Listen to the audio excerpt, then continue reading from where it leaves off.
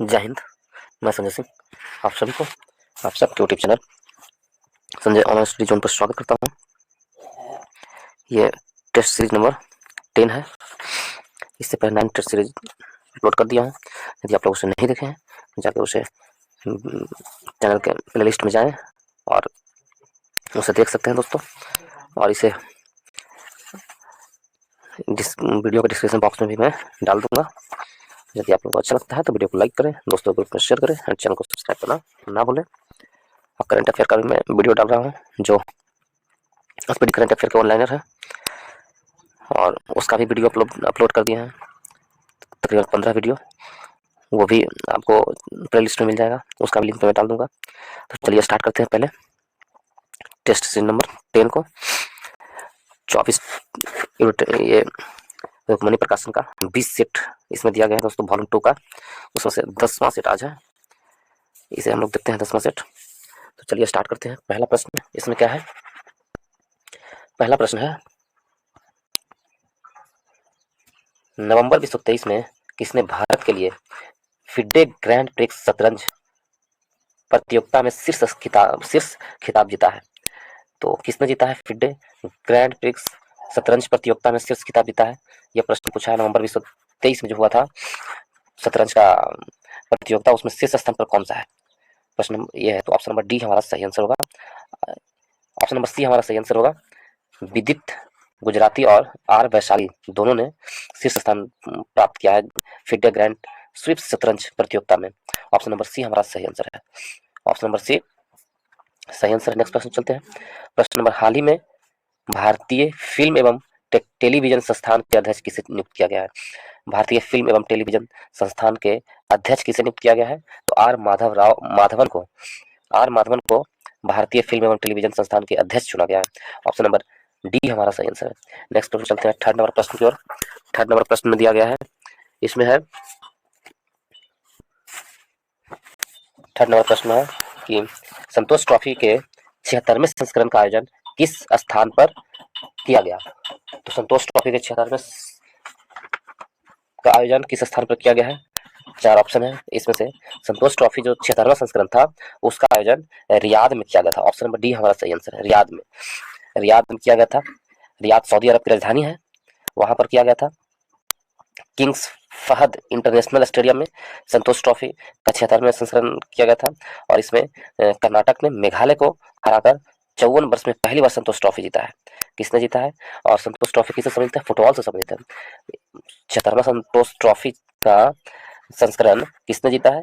तो 76वां संतोष ट्रॉफी का संस्करण कर्नाटक ने जीता है, मेघालय को हराकर, और रियाद में आयोजित किया गया था। रियाद कहाँ है? सऊदी अरब में है। नेक्स्ट प्रश्न चलते हैं 4 नंबर में। इनमें से कौन सा देश सार्क का सदस्य नहीं है? सार्क का सदस्य कौन नहीं है? तो भारत, भूटान और पाकिस्तान ये सार्क का सदस्य है। ईरान है जो सार्क का सदस्य नहीं है। सार्क का सदस्य 10 में ईरान नहीं है। सार्क का फुल फॉर्म होता है दक्षिण एशियाई क्षेत्रीय सहयोग संगठन, और इसका मुख्यालय कहाँ है सार्क का? तो सार्क का मुख्यालय काठमांडू में है। ठीक है, काठमांडू में। इसकी स्थापना हुई थी 8 दिसंबर 1985 में। 1985 में सार्क की स्थापना हुई थी। सार्क की स्थापना 8 दिसंबर 1985 में हुई थी। और इसमें कौन कौन सा देश है? तो भारत है, पाकिस्तान है, बांग्लादेश है, नेपाल है, भूटान है, श्रीलंका है, मालदीव और अफगानिस्तान है। सार्क में 8 देश है। ठीक है, ईरान नहीं है। सार्क का प्रथम शिखर सम्मेलन 1985 में बांग्लादेश के ढाका में हुआ था।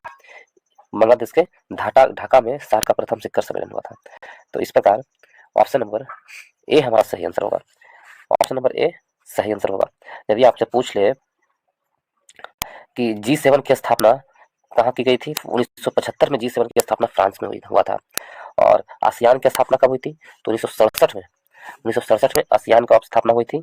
और एशियाई बैंक विकास बैंक की स्थापना 1966 में हुई थी। नेक्स्ट प्रश्न चलते हैं। प्रश्न नंबर 5 की ओर। 5 में दिया गया है, असहयोग आंदोलन के दौरान चौरी चौरा की घटना उत्तर प्रदेश के किस जिले में हुआ है? तो असहयोग आंदोलन के दौरान चौरी चौरा की घटना उत्तर प्रदेश के गोरखपुर जिले में हुआ। ऑप्शन नंबर ए हमारा सही आंसर होगा, गोरखपुर जिले में। असहयोग आंदोलन कब शुरू किया गया था? तो असहयोग आंदोलन का जो चौरी चौरा घटना हुआ था कब हुआ था? तो 5 फरवरी 1922 को असहयोग आंदोलन की घटना हुई थी। कब? 5 फरवरी 1922 को असहयोग आंदोलन में जो चौरी चौरा घटना हुई थी वो कब हुई थी? 5 फरवरी 1922 में। असहयोग आंदोलन की शुरुआत 1 अगस्त 1920 को हुआ था। असहयोग आंदोलन की शुरुआत कब हुई थी? तो 1 अगस्त 1920 को असहयोग आंदोलन की शुरुआत हुई थी और 5 फरवरी 1922 को असहयोग आंदोलन में चौरी चौरा घटना गोरखपुर में होता है। ठीक है, तो इस प्रकार ऑप्शन नंबर ए हमारा सही आंसर होगा। 6 नंबर प्रश्न में भारत में इनमें से किस बंदरगाह का नाम बदलकर दीनदयाल बंदरगाह रखा गया है? भारत के कौन से बंदरगाह का नाम बदलकर दीनदयाल बंदरगाह कर दिया गया है? तो भारत का जो कांडला बंदरगाह है गुजरात में जो स्थित है उसका नाम बदलकर दीनदयाल बंदरगाह रख दिया गया है। ऑप्शन नंबर सी हमारा सही आंसर है। कांडला एक ज्वारीय एवं प्राकृतिक पत्थर है।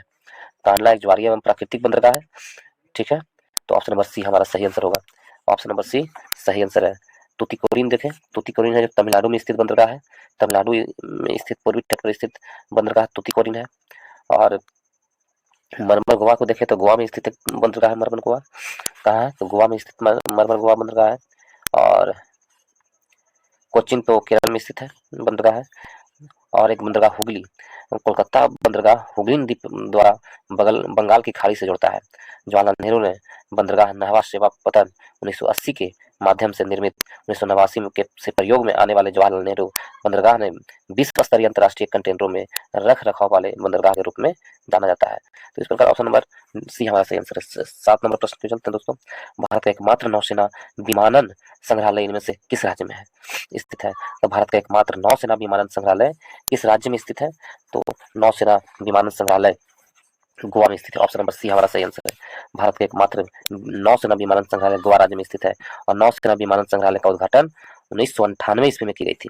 नेक्स्ट प्रश्न चलते हैं 8 नंबर प्रश्न में।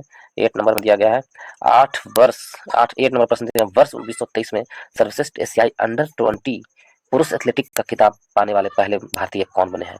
पुरुष एथलेटिक का खिताब पाने वाले पहले भारतीय कौन बने, ये प्रश्न पूछा है। तो ये ऑप्शन नंबर ये हमारा सही आंसर होगा। सेल्वा प्रभु तिरुमरन सेल्वा प्रभु तिरुमनन है जो सर्वश्रेष्ठ एथलेटिक पुरस्कार पाने वाले पहले व्यक्ति बने हैं। ऑप्शन नंबर ए हमारा सही आंसर होगा। ऑप्शन नंबर ए सही आंसर होगा। नेक्स्ट प्रश्न चलते हैं। कथन पर विचार कीजिए। ऑस्कर पुरस्कार समारोह में दी जाने वाली प्रतिमा का नाम एकेडमी अवार्ड ऑफ मेरिट है। एकेडमी अवार्ड ऑफ मेरिट है ऑस्कर पुरस्कार में दी जाने वाली प्रतिमा का नाम। तो ये बिल्कुल सही है और इसकी मूर्ति जॉर्ज स्टेनली है। इसके मूर्तिकार जॉर्ज स्टेनली है। ए और बी दोनों सही है। इस प्रकार ऑप्शन नंबर सी हमारा सही आंसर होगा। नेक्स्ट क्वेश्चन चलते हैं 10 नंबर प्रश्न की ओर। इसमें दिया गया है किस राज्य सरकार के द्वारा जेलों का नाम बदलकर सुधार गृह किया गया है? तो किस राज्य सरकार के जेलों का नाम बदलकर सुधार गृह किया गया है? तो उत्तर प्रदेश, मध्य प्रदेश, झारखंड और बिहार। तो उत्तर प्रदेश के जेलों का नाम बदल करके सुधार गृह कर दिया गया है। ऑप्शन नंबर ए हमारा सही आंसर है। 11 नंबर प्रश्न में 10 कुमार चरित का रचयिता कौन है? 10 कुमार चरित का रचयिता दांडी है। ऑप्शन नंबर डी हमारा सही आंसर है। दांडी है 10 कुमार चरित का रचयिता है। दांडी पल्लव शासक नरसिंहवर्मन II के दरबार में रहते थे। किसके शासनकाल में दांडी रहा करते थे? तो पल्लव शासक नरसिंहवर्मन II के शासनकाल में रहा करते थे दांडी। और दांडी के द्वारा ही काव्य दर्शन की रचना की गई है। बाणभट्ट, हर्षवर्धन, ये देखिए बाणभट्ट है। बाणभट्ट के बारे में यदि हम देखें तो बाणभट्ट हर्षवर्धन के दरबार में रहते थे। इन्होंने कादम्बरी एवं हर्षचरित की रचना की थी जिसमें रेशम उद्योग का उल्लेख मिलता है।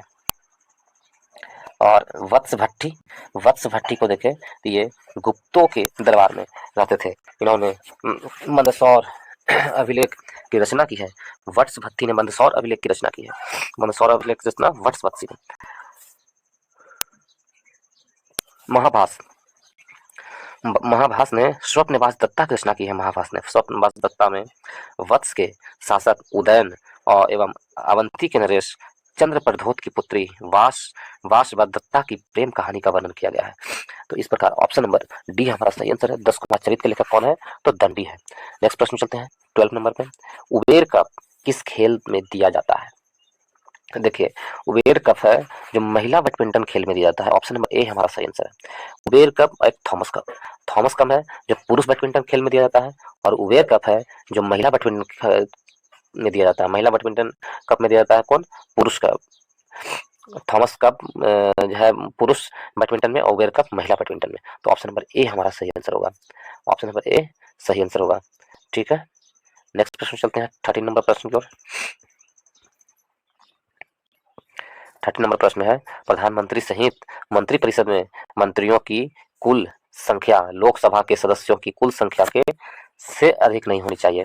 तो प्रधानमंत्री सहित मंत्रिपरिषद में मंत्रियों की कुल संख्या लोकसभा के कुल सदस्यों की संख्या का 15% से अधिक नहीं होना चाहिए। ऑप्शन नंबर डी हमारा सही आंसर होगा। प्रधानमंत्री परिषद में मंत्रियों की 3 श्रेणियां कैबिनेट मंत्री, राज्य मंत्री और उप मंत्री होती है। मंत्रिपरिषद एक संवैधानिक निकाय है, इसका वर्णन अनुच्छेद 74 से 75 में किया गया है। मंत्रिपरिषद जो है सामूहिक रूप से लोकसभा के प्रति उत्तरदायी होते हैं। सामूहिक रूप से पूछे तो लोकसभा के प्रति उत्तरदायी होते हैं मंत्रिपरिषद, और व्यक्तिगत रूप से राष्ट्रपति की प्रति। तो ऑप्शन नंबर डी हमारा सही आंसर है। नेक्स्ट प्रश्न चलता है 14 में। सुलोआना बल्लू किस भारतीय फुटबॉलर की आत्मकथा है? सुलोआना बल्लू है जो सुब्रत भट्टाचार्य की आत्मकथा है। ऑप्शन नंबर सी हमारा सही आंसर है। सुब्रत भट्टाचार्य की आत्मकथा सुलोआना बल्लू, ठीक है, ऑप्शन नंबर सी हमारा सही आंसर है। नेक्स्ट प्रश्न चलते हैं 15 नंबर प्रश्न में। इसमें दिया गया 15 नंबर प्रश्न में कि भारत के पहले लिथियम सेल उत्पादन संयंत्र का शुभारंभ कहाँ हुआ है? तो भारत का पहले लिथियम सेल उत्पादन संयंत्र का शुरुआत तिरुपति में हुआ है। ऑप्शन नंबर बी हमारा सही आंसर है। सही हमने किया है कि ऑप्शन नंबर बी सही है। तिरुपति में भारत के पहले लिथियम सेल उत्पादन संयंत्र की स्थापना हुई। ऑप्शन नंबर बी हमारा सही आंसर है। नेक्स्ट प्रश्न चलते हैं दोस्तों। इसमें 31 नंबर प्रश्न में दिया गया है। 31 में है, बाबा रामचंद्र ने औपनिवेशिक शासन के दौरान मुख्य रूप से निम्नलिखित में से किस क्षेत्र में किसान संघर्ष का नेतृत्व किया था? बाबा रामचंद्र ने किस क्षेत्र में किसान संघर्ष का नेतृत्व किया था? तो ऑप्शन नंबर बी अवध क्षेत्र में बाबा रामचंद्र ने किसान संघर्ष का नेतृत्व किया था। किस क्षेत्र में? तो अवध क्षेत्र में। ऑप्शन नंबर बी सही है। बाबा रामचंद्र ने अवध क्षेत्र में किया था। अवध के स्वायत्त राज्य का संस्थापक शहादत खां है। अवध की स्थापना किसने किया? तो शहादत खां है, जिसे बुरहान उल मुल्क भी कहते थे हम लोग। अवध किसान सभा का गठन 17 अक्टूबर 1920 को किया गया था। अवध किसान सभा का गठन कब किया गया था? 17 अक्टूबर 1920 को, ठीक है। और उत्तर प्रदेश किसान सभा का गठन 1918 में मोतीलाल नेहरू और मदन मोहन मालवीय और गौरी शंकर मिश्र आदि के प्रयासों से किया गया था। महात्मा गांधी के खिलाफत आंदोलन के समय अवध के किसान नेताओं ने बाबा रामचंद्र के नेतृत्व में 1920 में उत्तर प्रदेश किसान सभा से नाता तोड़कर अवध किसान सभा का गठन कर लिया गया था। इसलिए ठीक है, ऑप्शन नंबर बी हमारा सही आंसर है। नेक्स्ट प्रश्न चलते हैं 32 में। इसमें दिया गया है कि राजा शशांक जिनके विरुद्ध हर्षवर्धन ने युद्ध की घोषणा की थी, साम्राज्य के शासक थे। तो राजा शशांक थे जो गौड़ साम्राज्य के शासक थे। ऑप्शन नंबर ए हमारा सही आंसर है। गौड़ साम्राज्य के संस्थापक कौन थे?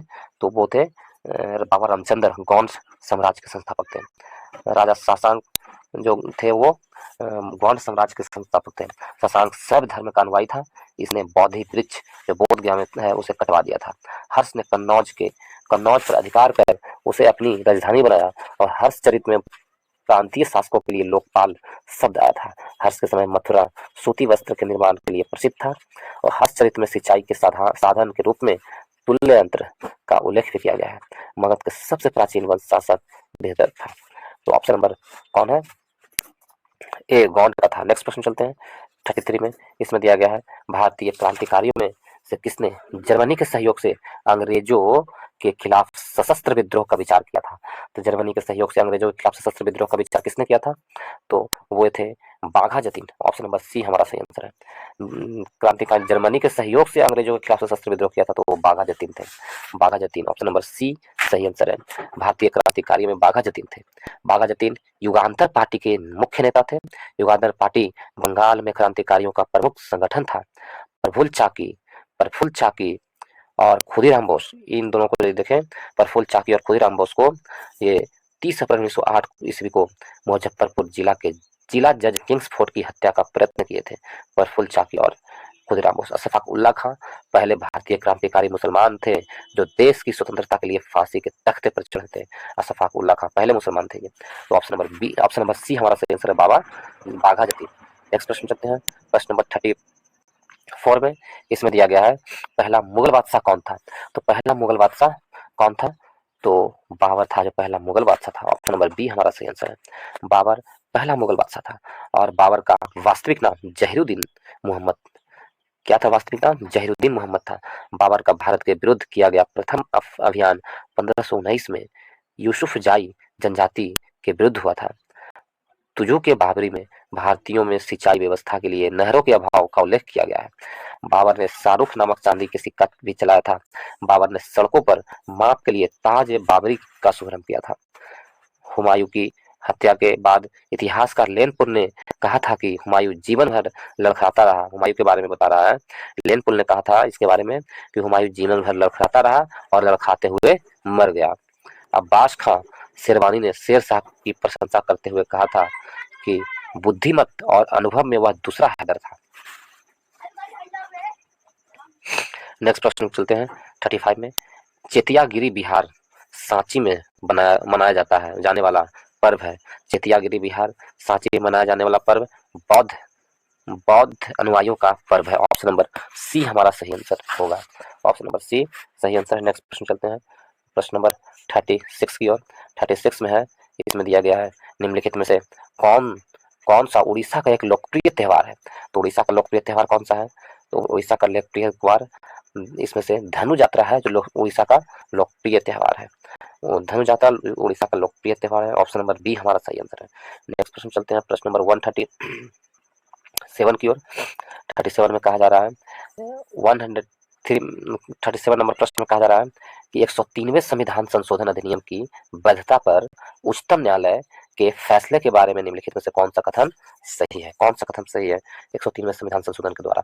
तो इसमें कौन सा कथन सही है ये प्रश्न दिया गया है दोस्तों। तो इसके केस के लिए भारत के उच्चतम न्यायालय की संवैधानिक पीठ में 5 न्यायाधीश शामिल थे। तो बिल्कुल सही है।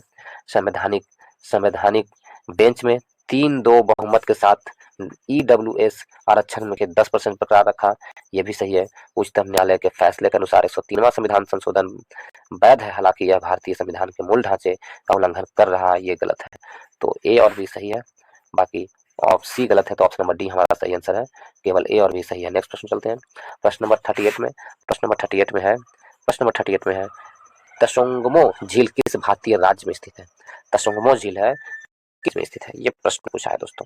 तसोंगमो झील भारत के सिक्किम राज्य में है। ऑप्शन नंबर डी हमारा सही आंसर है। तसोंगमो झील कहाँ है? तो सिक्किम में है। ऑप्शन नंबर डी सही आंसर होगा, सिक्किम में स्थित है। ठीक है, ऑप्शन नंबर डी सही है। यदि हम लोग सिक्किम के मुख्यमंत्री के बारे में देखें तो सिक्किम का मुख्यमंत्री कौन है? तो प्रेमसिंह तमांग है जो सिक्किम के मुख्यमंत्री हैं। और सिक्किम के राज्यपाल कौन है? तो लक्ष्मण आचार्य सिक्किम के राज्यपाल हैं दोस्तों। और सिक्किम का राजधानी गंगटोक है और इसकी स्थापना 16 मई 1975 में हुई थी सिक्किम की। मिजोरम को देखें, ऑप्शन नंबर ए में मिजोरम मिजोरम की राजधानी आइजोल है और इसकी स्थापना 20 फरवरी 1987 में हुई थी। यदि इसके मुख्यमंत्री को देखें, मिजोरम के मुख्यमंत्री का नाम क्या है? तो मिजोरम के मुख्यमंत्री का नाम लाल दू होमा है। लाल दू होमा मिजोरम के मुख्यमंत्री है और इनके राज्यपाल का नाम है हरिबाबू कंभमपति। अरुणाचल प्रदेश देखें तो अरुणाचल प्रदेश के मुख्यमंत्री पेमा खांडू है, वहाँ के राज्यपाल केटी परनाइक है और अरुणाचल प्रदेश की राजधानी ईटानगर है और स्थापना 20 फरवरी 1987 में हुआ था। यदि नागालैंड के देखें, नागालैंड के मुख्यमंत्री कौन है? तो नागालैंड के मुख्यमंत्री नेफ्यू रियू है और वहाँ के अभी राज्यपाल ला गणेशन है और नागालैंड की स्थापना 1 दिसंबर 1963 में हुआ था और राजधानी कोहिमा में है। तो चारों ऑप्शन को हमने बता दिया। ऑप्शन नंबर डी हमारा सही आंसर है। तसोंगमो झील सिक्किम में स्थित है। नेक्स्ट प्रश्न चलते हैं 39 नंबर प्रश्न में। इंपीरियल बैंक ऑफ इंडिया के राज्य के स्वामित्व में पारित होने के बाद भारतीय स्टेट बैंक की स्थापना किस वर्ष की गई थी? तो भारतीय स्टेट बैंक की स्थापना 1955 में की गई थी। भारतीय स्टेट बैंक की स्थापना कब की गई थी? 1955 में। ऑप्शन नंबर बी हमारा सही आंसर है। बैंक ऑफ कलकत्ता की स्थापना 1806 ईस्वी में किया गया था और बैंक ऑफ बॉम्बे की स्थापना 1840 ईस्वी में किया गया था और बैंक ऑफ मद्रास की स्थापना 1843 ईस्वी में किया गया था। इन तीनों प्रेसिडेंसी बैंकों को मिलाकर 2021 में इंपीरियल बैंक ऑफ इंडिया कर दिया गया था। इन तीनों को मिलाकर क्या कर दिया गया था? इंपीरियल बैंक ऑफ इंडिया कर दिया गया था 2021 में। और 1 जुलाई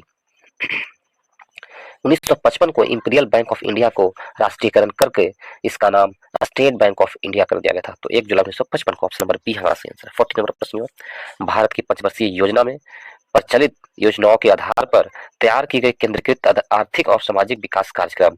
तो तैयार की गई केंद्रीकृत एवं आर्थिक सामाजिक विकास कार्यक्रम कहाँ से है? तो यूएसएसआर से लिया गया था। ऑप्शन नंबर बी हमारा सही आंसर है। ऑप्शन नंबर बी सही आंसर है। भारत की पंचवर्षीय योजना यूएसएसआर में प्रचलित योजनाओं के आधार पर तैयार की गई केंद्रीकृत आर्थिक एवं सामाजिक विकास कार्यक्रम थी। भारत में योजना आयोग की स्थापना 15 मार्च 1950 को की गई थी। कब? 15 मार्च 1950 को योजना आयोग की स्थापना की गई थी।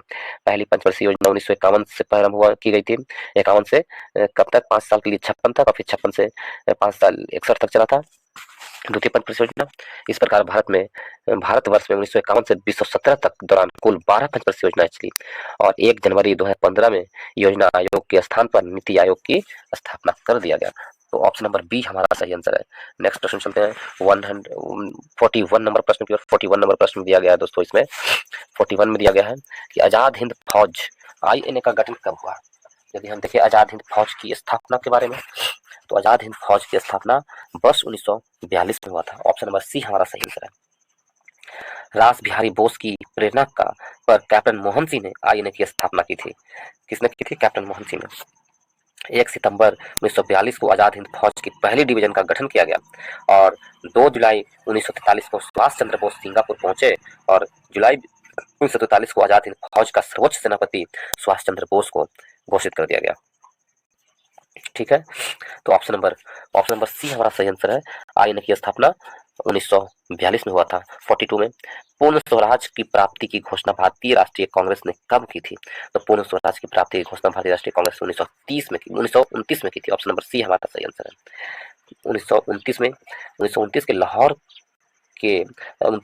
के लाहौर कांग्रेस अधिवेशन में पंडित जवाहरलाल नेहरू की अध्यक्षता में पूर्ण स्वराज के प्रस्ताव पारित किया गया, और सम्मेलन में 31 दिसंबर 1929 को मध्यरात्रि को रावी नदी के तट पर कांग्रेस के अध्यक्ष पंडित नेहरू ने भारतीय स्वतंत्रता के प्रतीक तिरंगा झंडा, पूर्ण स्वराज, वंदे मातरम तथा इनकलाब जिंदाबाद के साथ के नारों के बीच फहराया, और 26 जनवरी 1930 को दिन पूर्ण स्वराज के रूप में मनाया गया तथा 26 जनवरी को प्रत्येक वर्ष पूर्ण स्वाधीनता दिवस के रूप में मनाया जाएगा, यह घोषणा भी की थी उन्होंने। तो ऑप्शन नंबर सी। नेक्स्ट प्रश्न चलते हैं 43। तथा कथित कुशासन के आधार पर किस गवर्नर जनरल ने मैसूर राज्य के प्रशासन को ले लिया था। मैसूर राज्य के प्रशासन को अपने हाथ में ले लिया था। कौन गवर्नर जनरल था, ये प्रश्न पूछा है। तो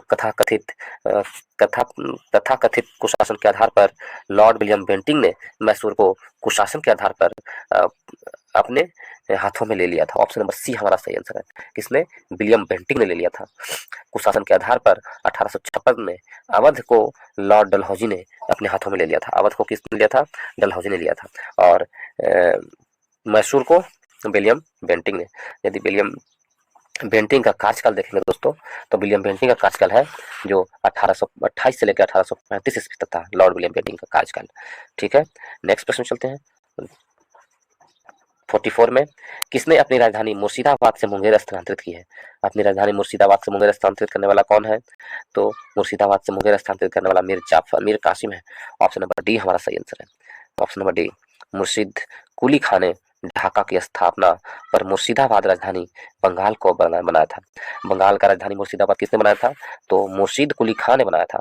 और सिराजुद्दौला के साथ 23 जून 1757 में अंग्रेजों के साथ प्लासी का युद्ध हुआ था। मीर कासिम को यूरोपीय मॉडल पर अपनी सेना का सुदृढ़ीकरण किया गया, तोप और बंदूक का कारखाना स्थापित किया गया। इन्होंने नौकरशाही का गठन किया तथा दस्तक के दुरुपयोग पर प्रतिबंध लगा दिया। मीर कासिम को बंगाल का नवाब बनाए जाने के घटना को मीर कासिम का पूरा नाम मीर मोहम्मद कासिम अली खान था। ये सिया मत से मानने वाले थे। मीर कासिम 1760 से 1763 ईस्वी तक बंगाल का नवाब रहा। तो ऑप्शन नंबर डी हमारा सही आंसर है। कासिम ने मुर्शिदाबाद से मुंगेर को स्थानांतरित किया था। आगे क्यों चलते हैं दोस्तों, प्रश्न नंबर 45 की ओर। 45 में है निम्नलिखित में से कौन सा राज्य भारत में बॉक्साइट का सबसे बड़ा उत्पादक प्रदेश है। तो भारत में बॉक्साइट का सबसे बड़ा उत्पादक प्रदेश कौन सा है? उड़ीसा है। ऑप्शन नंबर बी हमारा सही आंसर है। उड़ीसा है जो बॉक्साइट का सबसे बड़ा उत्पादक राज्य है। ऑप्शन नंबर बी सही आंसर है। बॉक्साइट में उड़ीसा है। बॉक्साइट एल्युमिनियम का अयस्क है, और बॉक्साइट के उत्पादन एवं भंडारण में उड़ीसा प्रथम स्थान पर है। भंडारण और उत्पादन दोनों में। नेक्स्ट प्रश्न चलते हैं 60 नंबर प्रश्न में। प्रश्न नंबर 60 में दिया गया है, नहीं 60 नहीं, 60 में यह है, 61 में दिया गया है दोस्तों। निम्न में से किस देश के संविधान से भारतीय संविधान में विधि द्वारा स्थापित प्रक्रिया को अपनाया गया है? तो भारतीय संविधान में विधि द्वारा स्थापित प्रक्रिया को जापान के संविधान से अपनाया गया। ऑप्शन नंबर ए सही आंसर होगा। यदि वही आपसे पूछ ले विधि का शासन किस संविधान से लिया गया है? तो ब्रिटेन के संविधान से लिया गया है। विधि का शासन ब्रिटेन के संविधान से, और विधि द्वारा स्थापित प्रक्रिया जापान के संविधान से लिया गया है। तो ऑप्शन नंबर ए हमारा सही आंसर होगा, जापान के संविधान से। ठीक है, जापान के संविधान से लिया गया। यदि हम ब्रिटेन के संविधान से देखें तो विधि का शासन ब्रिटेन से लिया गया है, विधायी प्रक्रिया, एकल नागरिकता आदि कहाँ से लिया गया है? तो ब्रिटेन के संविधान से लिया गया है। कनाडा के संविधान से देखें, कनाडा के संविधान से भारतीय संविधान में संघीय व्यवस्था, राज्यों में राज्यपालों की नियुक्ति आदि की को अपनाया गया है। कहाँ से? कनाडा के संविधान के। राज्यों में राज्यपाल की नियुक्ति और संघीय व्यवस्था कनाडा के संविधान से किया गया। भारतीय संविधान में संघीय व्यवस्था और राज्यों में राज्यपाल की नियुक्ति कनाडा के संविधान से।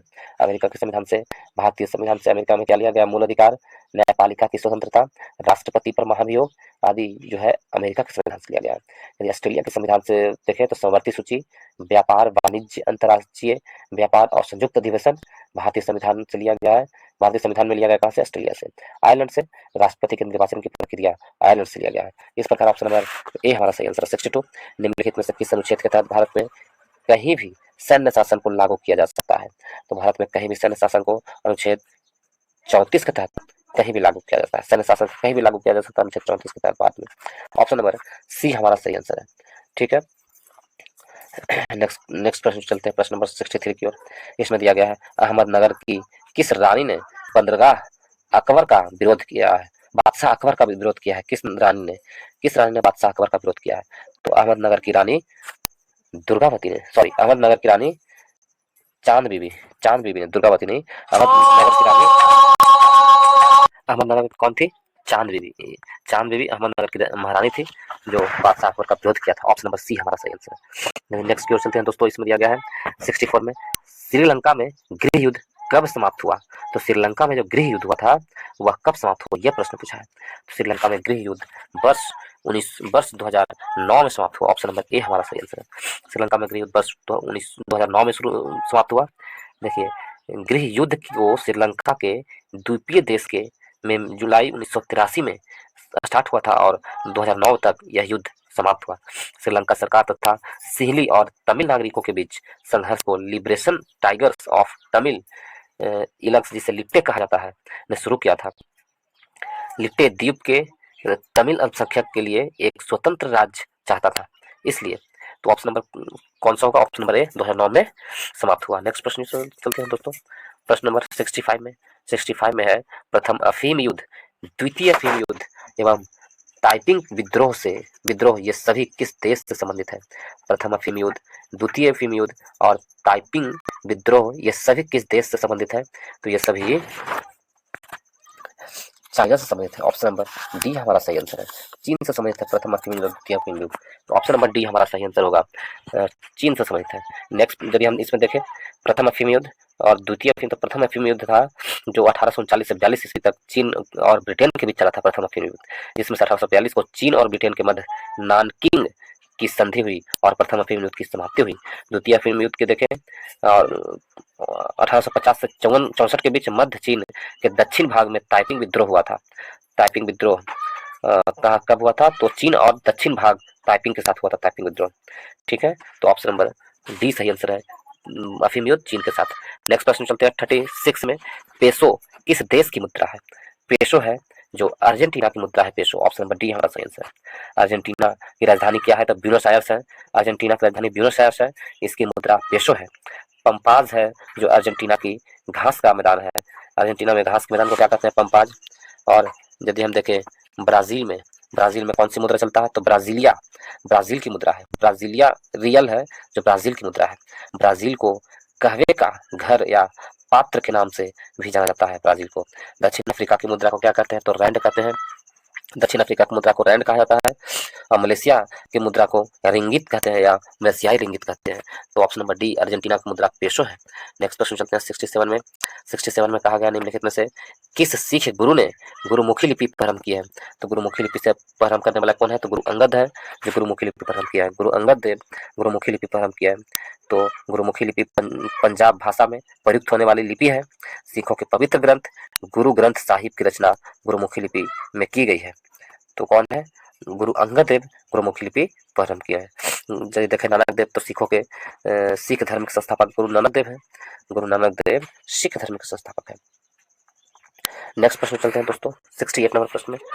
68 नंबर प्रश्न में दिया गया है निम्नलिखित में से कौन सा भारत का पहला राज्य है जिसने पंचायत चुनाव में भाग लेने के लिए न्यूनतम सही योग्यता का निर्धारण किया है। तो पंचायत चुनाव में भाग लेने के लिए न्यूनतम योग्यता का निर्धारण किया है कौन सा राज्य है, किसने किया है? तो राजस्थान ने किया है। ऑप्शन नंबर बी हमारा सही आंसर है। नेक्स्ट प्रश्न पंचायत चुनाव में राजस्थान ने दिया है न्यूनतम योग्यता निर्धारित की है, तो ऑप्शन नंबर बी सही है। नेक्स्ट प्रश्न चलते हैं 69 में बिहार सरकार की संबल योजना किससे संबंधित है? तो बिहार सरकार की संबल योजना को देखें हम तो वो किससे संबंधित है? दिव्यांग से संबंधित है। बिहार सरकार की संबल योजना किससे? दिव्यांग से। नेक्स्ट क्वेश्चन चलते हैं निम्नलिखित में से कौन से कथन असत्य है? पंचवर्षीय योजनाओं के लक्ष्य समृद्ध, आधुनिकीकरण, आत्मनिर्भरता तथा समानता से था। तो 70 नंबर प्रश्न में कहा गया है क्या ये सही है?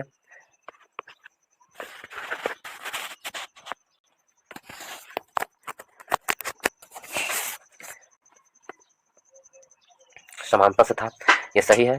तो नहीं, ये गलत है। नेक्स्ट आगे असत्य है सो कहा जा रहा है, कहा कौन असत्य है? तो पंचवर्षीय योजनाओं के लक्ष्य समृद्ध, आधुनिकीकरण, आत्मनिर्भरता तथा समानता से था, ये सही है। समिति सीमित संसाधनों के कारण प्रत्येक योजना के पृथक लक्ष्यों का निर्धारण किया गया है, तो ये भी सही है। तो हमसे पूछा कौन असत्य है, तो ना तो एक असत्य नहीं दो असत्य है, तो ऑप्शन नंबर डी सही आंसर है। नेक्स्ट प्रश्न चलते हैं प्रश्न नंबर 71 में ग्राम सभा एक गांव के सभी लोगों को आम सभा है जिन्होंने वर्ष की आयु प्राप्त की है। तो कितने वर्ष की आयु को आम सभा में बैठाया जाता है? सभी लोगों के लिए कितने वर्ष की आयु तक का ये है? तो 18 वर्ष की आयु वर्ग लोग को ग्राम सभा एक गांव के सभी लोगों की आम सभा है जिन्हें 18 वर्ष की आयु प्राप्त कर ली हो। ऑप्शन नंबर बी हमारा सही आंसर। नेक्स्ट प्रश्न चलते हैं आगे की ओर दोस्तों। इसमें दिया गया है कि विकास केंद्र उपागम किस योजना के अंतर्गत अपनाया गया था? तो विकास केंद्र उपागम है जो चतुर्थ पंचवर्षीय योजना के तहत अपनाया गया था। विकास केंद्र उपागम चतुर्थ पंचवर्षीय योजना वर्ष 1969 से 74 ईस्वी में था। नेक्स्ट प्रश्न चलते हैं 73 में भारत के संविधान के किस भाग में पंचायतों के लिए प्रावधान किया गया है? भारतीय संविधान के भाग 9 में पंचायतों के लिए प्रावधान किया गया। ऑप्शन नंबर ए पंचायत का वर्णन किसमें है? तो भाग 9 में है। ऑप्शन नंबर ए हमारा सही आंसर है। भाग 9 में पंचायत से संबंधित अनुच्छेद 243 के क से लेके 243 के न तक शामिल है। ठीक है, भारतीय संविधान के भाग 4 देखे तो मौलिक अधिकार से मौलिक राज्य के नीति तत्व से संबंधित है। भाग 4 राज्य के नीति तत्व से है। भाग 3 मौलिक अधिकार से संबंधित है और भाग कितना 9A है जो भाग 9A है नगरपालिका से संबंधित है। भाग 9A तो ऑप्शन नंबर पूछ रहा है पंचायतों समिति कौन है, तो ऑप्शन नंबर ए हमारा सही आंसर है। भाग 9 है जो पंचायतों समिति है। नेक्स्ट क्वेश्चन चलते हैं 74 में हरित ऊर्जा कॉरिडोर GEC चरण 2 की योजना को किसने अपनी मंजूरी दी है? तो हरित ऊर्जा कॉरिडोर को किसने अपनी मंजूरी दी है? भारत सरकार ने मंजूरी दी है। ऑप्शन नंबर ए हमारा सही आंसर है। नेक्स्ट प्रश्न 75 में निम्नलिखित में से कौन सा पर्वतीय दर्रा भारत, चीन और म्यांमार की त्रिसंधि का निर्माण करता है? कौन सा पर्वतीय दर्रा है? तो दीफू दर्रा है, भारत, चीन और म्यांमार की त्रिसंधि का निर्माण करता है दीफू दर्रा है भारत के अरुणाचल प्रदेश में अवस्थित है दोस्तों। अरुणाचल प्रदेश के कुछ क्षेत्रों पर भी चीन अपना दावा करता है। नाथुला दर्रा सिक्किम में स्थित है। नाथुला कहाँ है? सिक्किम में स्थित है नाथुला दर्रा। जलेपला और नाथुला कहाँ है? जलेपला है जो सिक्किम में स्थित है और नाथुला है जो सिक्किम में स्थित है। ठीक है, नाथुला दर्रा भी भारत और चीन के बीच स्थित है। नाथुला दर्रा दोनों सिक्किम में है और तुजू दर्रा है जो मणिपुर में है। नेक्स्ट प्रश्न चलते हैं प्रश्न नंबर 91 नंबर प्रश्न में दिया गया है कि 44वें संविधान संशोधन 1978 ने भारतीय संविधान के किस अनुच्छेद को प्रभावित किया है? तो 44वें संविधान संशोधन 1978 है भारतीय संविधान के 300 के ए को प्रभावित किया है। ऑप्शन नंबर डी हमारा सही आंसर होगा।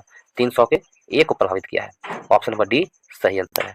यदि 44वें संविधान संशोधन के बारे में देखें तो 1978 में किया गया था। 44वें संविधान संशोधन के द्वारा राष्ट्रीय आपात स्थिति लागू करने के लिए आंतरिक अशांति के स्थान पर सशस्त्र विद्रोह का आधार बना दिया गया था और इस संविधान संशोधन के द्वारा लोकसभा तथा राज्य विधानसभाओं की अवधि 6 वर्ष से घटाकर 5 वर्ष कर दी गई थी 44वें संविधान संशोधन के द्वारा ही।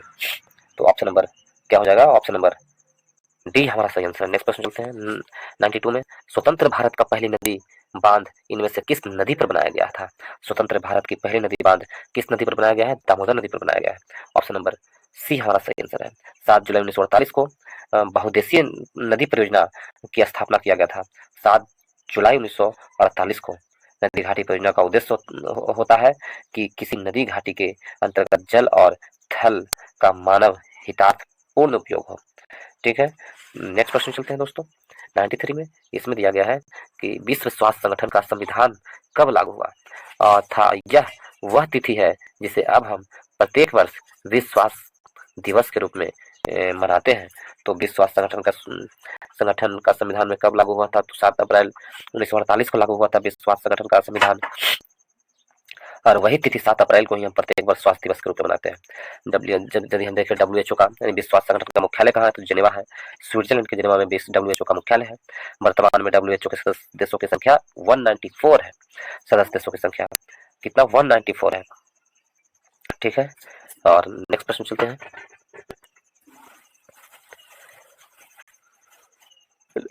94 नंबर प्रश्न में कामेत, नामचा वर्मा, गुरला मंधाता निम्नलिखित में से किसके नाम है। तो ये किसके नाम है, कामेत, नामचा वर्मा, गुरला मंधाता, ये सभी हिमालय की पर्वत चोटियां हैं। ऑप्शन नंबर डी हमारा सही आंसर होगा। हिमालय की पर्वत चोटियां हैं ये सब। हिमालय की विस्तार भारत के उत्तर पश्चिम सिंधु से दक्षिण पूर्व ब्रह्मपुत्र की ओर तक पाया जाता है। ठीक है, हिमालय के, और हिमालय भूगर्भीय रूप से युवा एवं बनावट के दृष्टिकोण से बलित पर्वत है। हिमालय को मुख्यतः 3 भागों में विभाजित किया जाता है। एक है मुख्य हिमालय, एक उत्तर पश्चिम हिमालय जो जिसे ट्रांस हिमालय कहते हैं, और एक उत्तर पूर्व हिमालय जिसे पूर्वांचल कहते हैं। हिमालय मुख्य हिमालय में विश्व का सबसे ऊंचा पर्वत चोटी माउंट एवरेस्ट स्थित है। मुख्य हिमालय में माउंट एवरेस्ट का नाम भारत के पूर्व महासर्वेक्षक सर जॉर्ज एवरेस्ट के नाम पर रखा गया। हिमालय की 3 पर्वत श्रेणियां बृहद हिमालय, मध्य हिमालय और शिवालिक हिमालय है। हिमालय के कुछ प्रमुख, हिमालय को नदी घाटी के आधार पर भी बांटा गया है। एक पंजाब हिमालय होता है जो सिंधु नदी से लेकर के सतलज नदी तक पंजाब हिमालय, कुमाई हिमालय है सतलज नदी से काली नदी तक कुमाई हिमालय, नेपाल हिमालय काली से तीस्ता तक, और असम हिमालय तीस्ता से दिहांग तक। तो नेक्स्ट प्रश्न चलते हैं दोस्तों। ऑप्शन नंबर डी हमारा सही आंसर। नेक्स्ट प्रश्न दिया गया है 1995 नंबर प्रश्न में, दिद्धा नाम की रानी ने भारत के किस भाग पर 1980 से 1003 तक शासन किया था। दिद्धा कौन सी राज्य की रानी थी, तो वो कश्मीर की राज्य की रानी थी। ठीक है, कश्मीर के उत्पल वंश की रानी थी वो। कश्मीर की उत्पल वंश के संस्थापक अवंती वर्मन थे। अवंती वर्मन के अभियंता सूय ने सिंचाई के लिए नहरों का निर्माण किया था। लोहार वंश, यदि लोहार वंश देखे, लोहार वंश के संस्थापक कौन थे, संग्राम राज है। लोहार वंश का राजा हर्ष के दरबार में कलहन रहा करते थे। काटकोट वंश के संस्थापक दुर्लभ वर्धन थे। ऑप्शन नंबर बी दिद्धा कश्मीर से संबंधित था। नेक्स्ट प्रश्न चलते हैं दोस्तों। इसमें दिया गया है 96 नंबर प्रश्न में, 96 में निम्नलिखित में से कौन सी ग्रीन हाउस गैस नहीं है। तो कौन है जो ग्रीन हाउस गैस नहीं है, तो ऑक्सीजन ग्रीन हाउस गैस नहीं है। ऑप्शन नंबर डी हमारा सही आंसर है। तो ऑक्सीजन है जो ग्रीन हाउस गैस नहीं है। ऑप्शन नंबर डी सही आंसर है। नेक्स्ट प्रश्न 97 में N2 + O2 और NO के लिए है क्या है, तो इसके लिए KC = KF। Option number A हमारा सही आंसर है। नेक्स्ट प्रश्न चलते हैं 98 में, हेपेटाइटिस ए किसके कारण होता है, तो हेपेटाइटिस ए है जो विषाणु के कारण होता है। ऑप्शन नंबर ए हमारा सही आंसर है। हेपेटाइटिस ए विषाणु के कारण होता है। हेपेटाइटिस यकृत को प्रभावित करता है, लीवर को प्रभावित करता है हेपेटाइटिस, और बैक्टीरिया से होने वाले रोग टाइफाइड, बुखार है, हैजा है, टेस्टस है, क्षय रोग है, एंथ्रेक्स है, डिप्थीरिया आदि है। यदि हम देखें वायरस से होने वाला रोग खांसी, जुकाम, इन्फ्लुएंजा, चिकन पॉक्स, ये सब वायरस से होने वाला रोग है। फंजाई से होने वाला रोग रिंग वर्म, एथलीट फुट आदि होता है। और प्रोटोजोआ से होने वाला रोग मलेरिया, कालाजार, निद्रालु और व्याधि आदि प्रोटोजोआ से होने वाला है। तो option number A hepatitis A विषाणु से होने वाला है। नेक्स्ट प्रश्न 99 में, प्लांक नियतांक का मान जूल सेकंड में है। प्लांक नियतांक का मान जूल सेकंड में 6.62 10⁻34 है, -34 है। प्लांक नियतांक का मान ऑप्शन नंबर सी हमारा सही आंसर है। 6.62 -34। और प्लांक ने क्वांटम का सिद्धांत दिया था। मैक्स प्लांक ने क्वांटम का सिद्धांत दिया था। फोटोन का सिद्धांत सर्वप्रथम आइंस्टीन ने दिया था। आइंस्टीन ने फोटोन का सिद्धांत दिया है। प्रकाश विद्युत प्रभाव का समीकरण आइंस्टीन ने दिया है। नेक्स्ट प्रश्न चलते हैं 100 में, निम्नलिखित में से किसे ब्लैक लैंड कहते हैं, तो ब्लैक लैंड किसे कहते हैं, ग्रेफाइट को ब्लैक लैंड कहते हैं। ऑप्शन नंबर बी हमारा सही आंसर, ग्रेफाइट को ब्लैक लैंड कहते हैं। ग्रेफाइट कार्बन का बेदावेदार अपरूप है। ग्रेफाइट sp² हाइड्रोडाइविज्ड होते हैं। यह षष्ठफल की रचना बनाता है। ग्रेफाइट का संरचना क्या है? षष्ठफल की है। ग्रेफाइट ऊष्मा एवं विद्युत का सुचालक होता है। ग्रेफाइट अर्ध ठोस है, आधा ठोस है ग्रेफाइट। नेक्स्ट प्रश्न में चलते हैं दोस्तों, इसमें दिया गया है 101 नंबर प्रश्न में, ग्रहों की गति के नियम का प्रतिपादन किसने किया है? तो ग्रहों की गति के नियम का प्रतिपादन जोनाथन केपलर ने किया है। ग्रहों की गति के नियम का प्रतिपादन केपलर ने किया है। ऑप्शन नंबर बी सही आंसर है। किसका उदाहरण क्रिप्टो लॉकर से है? क्रिप्टो लॉकर का उदाहरण किसका उदाहरण है? तो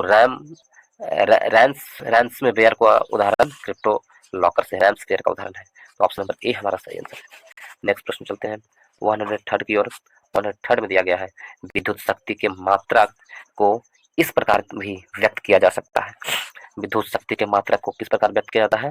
तो इस प्रकार भी व्यक्त किया जाता है, तो वोल्ट एम्पियर के द्वारा भी विद्युत शक्ति की मात्रा को व्यक्त किया जाता है।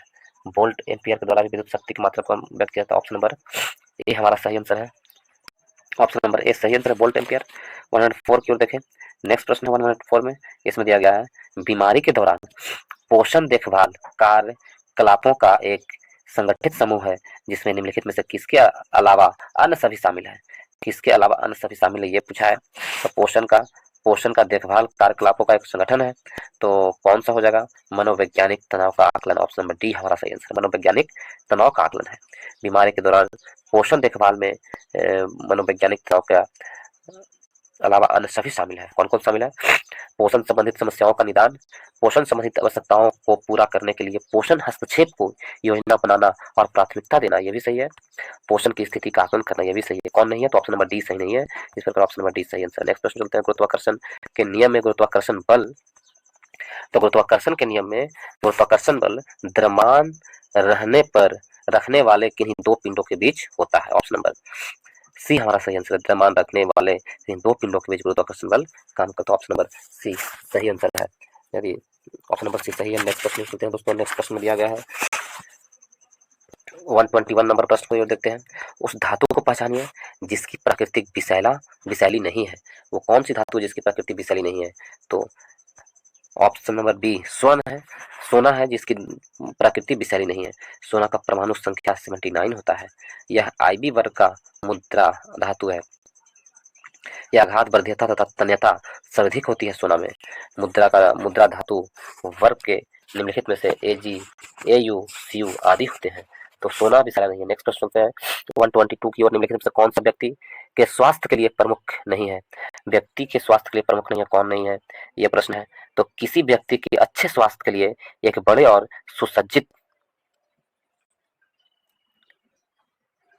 भवन में रहना ये अच्छा नहीं है।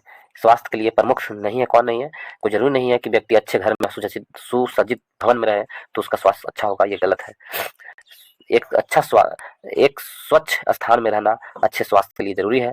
अच्छी आर्थिक स्थिति भी होना और सामाजिक समानता तथा मेल जोल की भावना रखना अच्छे स्वास्थ्य के लिए ये सब आवश्यकता है। तो कौन नहीं है? ऑप्शन नंबर डी सही नहीं है। नेक्स्ट की ओर चलते हैं 124 की ओर। 1845 में किस जर्मन रसायन ने दो कार्बन परमाणु वाले एक प्राकृतिक उत्पाद एसिटिक अम्ल के संश्लेषण के लिए एक विधि का प्रकाशित किया था? कौन सा जर्मन रसायन वैज्ञानिक थे जो ऐसा किए हैं? तो वो कौन थे?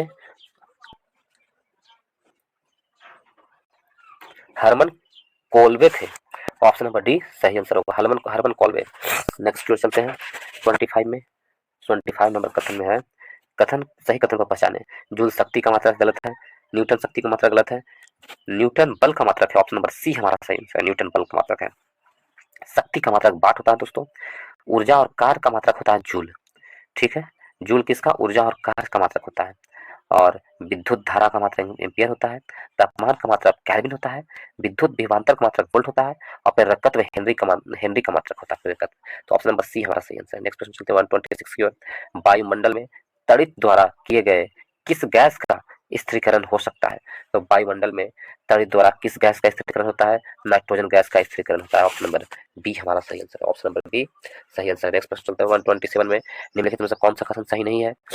कौन सा कथन सही नहीं, ये प्रश्न पूछा है। तो कहा जा रहा है कि इथेनॉल कमरे के तापमान पर तरल होता है, ये सही है। इथेनॉल को सामान्यतः एल्कोहल कहते हैं, ये भी सही है। इथेनॉल अक्सर आयोडीन में भी इस्तेमाल किया जाता है, ये भी सही है। इथेनॉल पानी में घुलता नहीं है, ये गलत है। कौन सही नहीं है? तो ऑप्शन नंबर डी गलत है। इथेनॉल पानी में नहीं घुलता है, ये गलत है, जबकि इथेनॉल पानी में घुलता है। ऑप्शन नंबर डी हमारा गलत आंसर होगा। तो इस प्रकार ऑप्शन नंबर डी हमारा सही आंसर है। 128 में चलते हैं। गोबर गैस में कौन सा अवयव सर्वाधिक मात्रा में पाया जाता है? तो गोबर गैस में मीथेन सबसे अधिक मात्रा में पाया जाता है। ऑप्शन नंबर सी हमारा सही आंसर है। गोबर गैस में कौन सा सबसे अधिक मात्रा में पाया जाता है? तो मीथेन।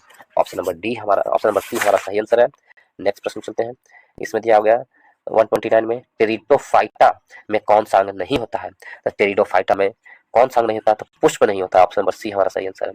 टेरिडोफाइटा में पुष्प नहीं होता। टेरिडोफाइटा सबसे पुराने संवहन तंत्र युक्त पादप है, जिसका शरीर वायवीय प्रहोर तंत्र तथा भूमिगत जड़ तंत्र में विभेदित होता है।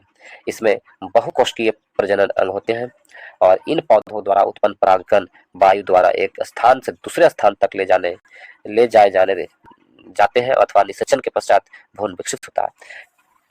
टेरिडोफाइटा है बीज रहित पादप तथा इनमें पुष्प नहीं होते हैं, बीज भी नहीं होते हैं और पुष्प भी नहीं होते टेरिडोफाइटा में। नेक्स्ट प्रश्न चलते हैं। सूर्योदय और सूर्यास्त के समय सूर्य का रंग लाल दिखता है क्योंकि? सूर्योदय और सूर्यास्त के समय सूर्य का रंग लाल दिखता है क्योंकि बड़ी तरंगदैर्घ्य का प्रकाश कम प्रकीर्णित होती है। तो कम प्रकीर्णित होती है, इस कारण से ऑप्शन नंबर प्रकीर्णन के कारण से दिखता है। ऑप्शन नंबर ए हमारा सही आंसर होगा। ऑप्शन नंबर ए सही आंसर है, प्रकीर्णन के कारण होता है। नेक्स्ट प्रश्न चलते हैं 131 की ओर। एक पारितंत्र में ऊर्जा का प्रवाह सदैव, तो एक पारितंत्र में ऊर्जा का प्रवाह सदैव एक दिशा में होता है। ऑप्शन नंबर ए हमारा सही आंसर है। एक पारितंत्र में ऊर्जा का प्रवाह सदैव एक दिशा में होता है। ऑप्शन नंबर ए हमारा सही आंसर है। 32 नंबर प्रश्न को चलते हैं दोस्तों। 32 में है कि 131 ब्रॉडबैंड एक उच्च क्षमता संचरण प्रौद्योगिकी का उपयोग किस कारण कर रही है? तो 132 नंबर प्रश्न में दिया गया है ब्रॉडबैंड एक उच्च क्षमता संचारण किस कारण से कर रही है, ये प्रश्न है। तो ऑप्शन नंबर आवृत्ति की व्यापक श्रेणी के कारण से। ऑप्शन नंबर ए हमारा सही आंसर है। 133 में विद्युत चालकता की यूनिट क्या है? तो विद्युत की चालकता की यूनिट होता है क्या? महो होता है चालकता की यूनिट। ऑप्शन नंबर सी हमारा सही आंसर है। चालकता बराबर होता है 1 बटा प्रतिरोध, जिसे महो कहते हैं या सीमेंस भी कहते हैं। ऑप्शन नंबर सी हमारा सही आंसर है। नेक्स्ट क्वेश्चन चलते हैं 134 की ओर। उस वर्णक का नाम बताइए जिसकी वजह से पौधों का रंग हरा होता है। तो जिसकी वजह से पौधों का रंग हरा होता है उस वर्णक का नाम क्या है? क्लोरोफिल है। क्लोरोफिल है, उसकी वजह से पौधों का रंग हरा होता है। हरित लवक अथवा क्लोरोप्लास्ट हरे रंग का लवक है। बर्नी लवक तथा क्रोमोप्लास्ट रंगीन लवक है। अवर्णिक लवक और क्लोरोप्लास्ट रंगहीन लवक है। नेक्स्ट प्रश्न चलते हैं 135 की ओर दोस्तों। 135 नंबर। दो रासायनिक स्पीसीज एक्स वाई दिया हुआ है, ठीक है, आपस में संयुक्त होकर उत्पाद पी बनाती है जिसमें से दो एक्स तथा वाई दोनों उपस्थित हो। एक्स प्लस वाई बराबर पी। तो एक्स तथा वाई को सरल रासायनिक अभिक्रिया द्वारा सरल पदार्थों में नहीं तोड़ा जा सकता है। निम्नलिखित में से कौन सा कथन एक्स वाई पी स्पीसीज के संदर्भ में सत्य है? तो कौन सा कथन सत्य है ये कहा जा रहा है? तो इसमें दिया गया है कि P एक यौगिक है, सही है। P एक यौगिक है। X और Y यौगिक है, गलत है। और X Y तत्व है, ये सही है। और P एक निश्चित संगठक है, ये भी सही है। तो कौन सही है? तो सही है कौन कौन? तो सत्य है 1 3 4। ऑप्शन नंबर डी हमारा सही आंसर है। इसके साथ ही इस वीडियो को समाप्त करते हैं दोस्तों। इस वीडियो को समाप्त करते हैं। यदि आप लोग को अच्छा लगा है तो वीडियो को लाइक करें, दोस्तों के ग्रुप में शेयर करें और चैनल को सब्सक्राइब करना ना भूलें। तो चलिए इस वीडियो को यहीं तक रखते हैं। इस वीडियो को देखने के लिए बहुत बहुत धन्यवाद।